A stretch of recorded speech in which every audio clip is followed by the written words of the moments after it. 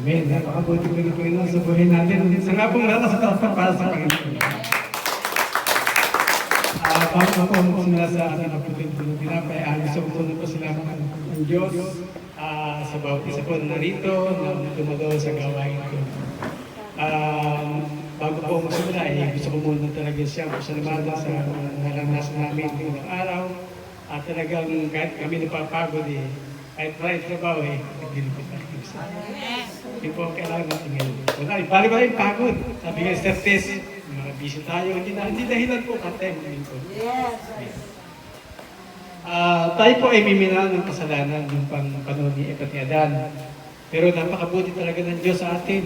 Kumabalik sa paraanan para tayo ay magkaroon ng kaligtasan. Si Yesu Cristo ay talagang ginamit ng Panginoon upang ang mga tao ay magbalik loob sa Kanya. Talagang lahat ng hirap at ng sakripisyo ginawa niya para sa ating kaligtasan. Amen po ba? Amen. Sa kanyang mga latay, mga sugat, kung ating dadamin yung ginawa ng Cristo sa atin, napakahirap po talaga yung Cristo ng Panginoon na yun. Bagamat si 100% na tao, alam po na talagang ramdam na ramdam niya yung sakit at kirot na ginagawa niya ng pagkapagsakit niya para sa atin. Yung mga latay niya, yung mga tugo, yung katawan niya, bugbog na bugbog, kanyang ulo, talagang, hindi mo sila matitingnan talaga kung talagang sa buhay natin ito nangyari. Napakahirap to, pero yun, kinuha niya para sa ating kaligtasan. Kabuti po talaga ng Panginoon. Panginoon, salamat po sa ginawa mo sa krus. Kami ay narito ngayon upang kami maglingkod sa iyo. At ito, alam po namin, Panginoon, na kung di dahil sa iyo, hindi namin alam kung saan kami ngayon. Sige po, dahil sa ginawa mo sa Kristo sa atin, gusto ko muna i-share ko muna yun. Siyempre, yung Matthew 11, 1 Corinthians 11:23 hanggang 25 po. Dadakot po tayo sa pagputol-putol ng tinapay. Basahin ko kasi first time. Okay. Sige po.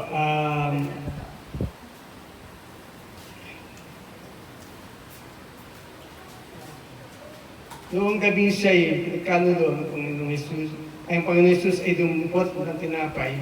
Ay pasalamat at pinapiraso yun at sinabi, ito ang aking katawan na inihandog para sa inyo. Gawin ninyo ito bilang pag-aalala sa akin.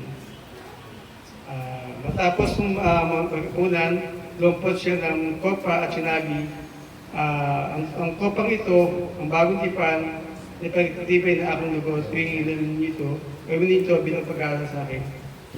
Balik po tayo sa una, medyo na-diretso po ako. Sabi po natin, tanggapin po yung tinapay, sabi na kainin.